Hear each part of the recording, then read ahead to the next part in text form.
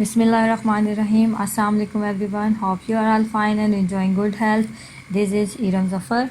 Today we are going to talk about four whys. The four whys meaning the four questions produced by Nicholas Tinbergen to explain the animal behavior for a particular reasoning. Nicholas Tinbergen was also known as the pioneer of ethology. He was a Dutch biologist and ornithologist and also shared a Nobel Prize in 1973 in medicine or physiology.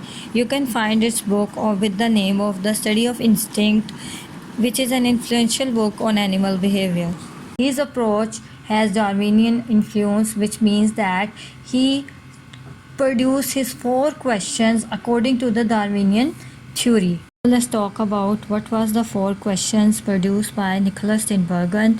So in his paper published in 1963 named as On Names and Methods of Ethology, Nicholas Tinbergen defined four major questions and four major categories on which he produced his question. So next he focuses on the question that what is the function, what is the adaptive value that the animal gains from performing a certain behavior, that what is the benefit.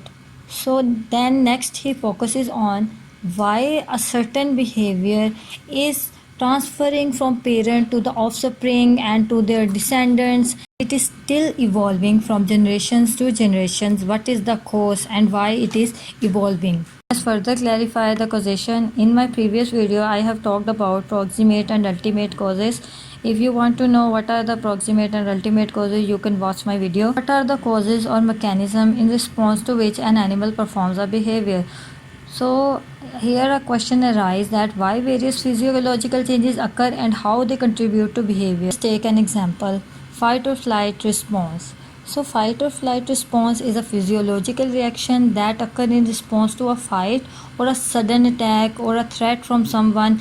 The hormones that is released in your body is adrenaline. Adrenaline is released, your sympathetic nervous system become activated and some physiological changes in your body take place, that your heartbeat become quickened, your breathing become faster and your entire body become tense and you take action. Like you can punch in someone's face, you can simply run away from that place. Punching or running is behavior. Why you did this behavior? It simply relates to your physiological changes that take place in your body in response to the external stimuli. The external stimuli was that the sudden attack, the threat, or the fear of something, or fight. Here let's talk about development and how a behavior is developed in organisms. So here I want you to know about ontogeny. What is ontogeny? Ontogeny simply describes the behavior that is developed in an animal in its entire lifetime. So development usually based on two factors. The one is innate and the other is environmental factor, which is also known as learned. So what do you mean by innate? Innate is simply the nature of the organism, that if a duck quack, it is its nature to quack and he will only quack because it's innate or extinct nature. It is present in its gene. He cannot bark because it is not present in its gene, or he cannot learn it. We can say that innate is the naturally developed behavior of organism. What do you mean by learned behavior? Learned behavior is something which you have learned from somewhere, from some condition, from some wandering, from some experiences, which is known as learn.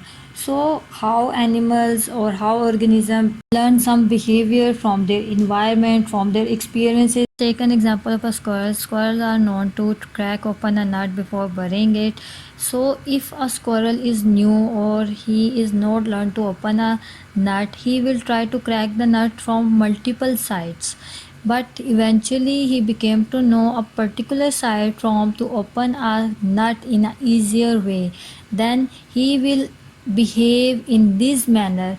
It means time he will open the nut from that particular position, that he will not try the multiple sides.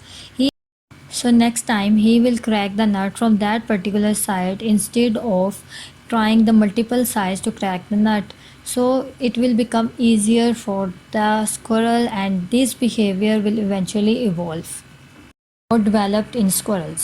So let's talk about what is the function or adaptive value or the benefit an organism gain by performing a certain behavior.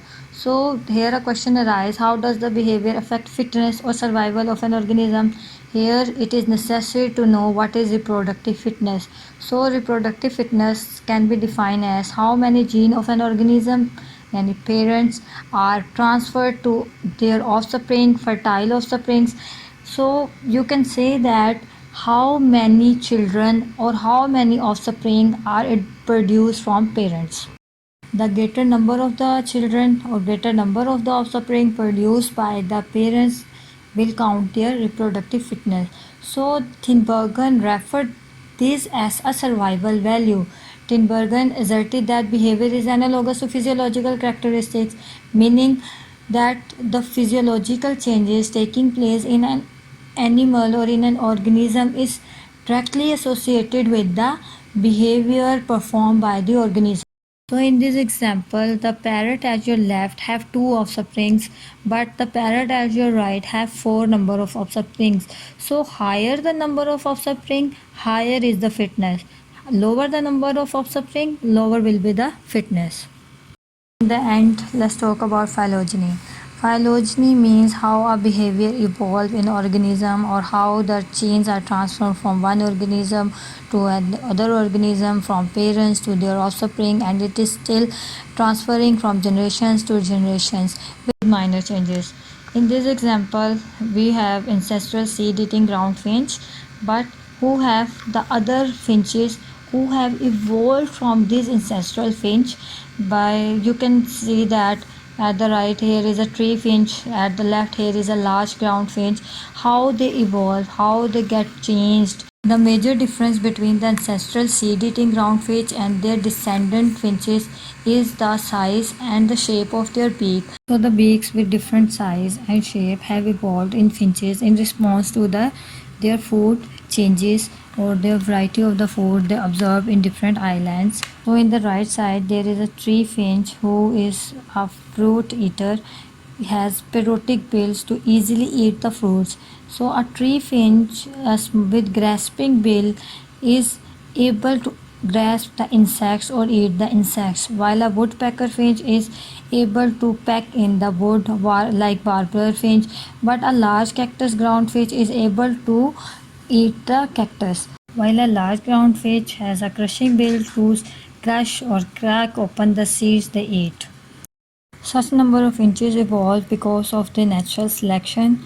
When the finches have food supply changes, means the shortage of food supply during the drought, they prefer to migrate to the other islands for their fruit, for their food, for their worms, insects, etc. And when they have moved from their island Galapagos to other islands, they have or they observed natural selection. So here a versatile number of finches with versatile beaks, versatile size and shapes have evolved in response to the change in their location or in response to the change in their food. So the particular behavior is evolving from their ancestor to descendants in response to their particular stimuli. I hope it will be helpful for you in understanding the four questions by Nicholas Tinbergen. So remember me in your prayers. Take care. Allah Hafiz. Please like, subscribe and share my channel.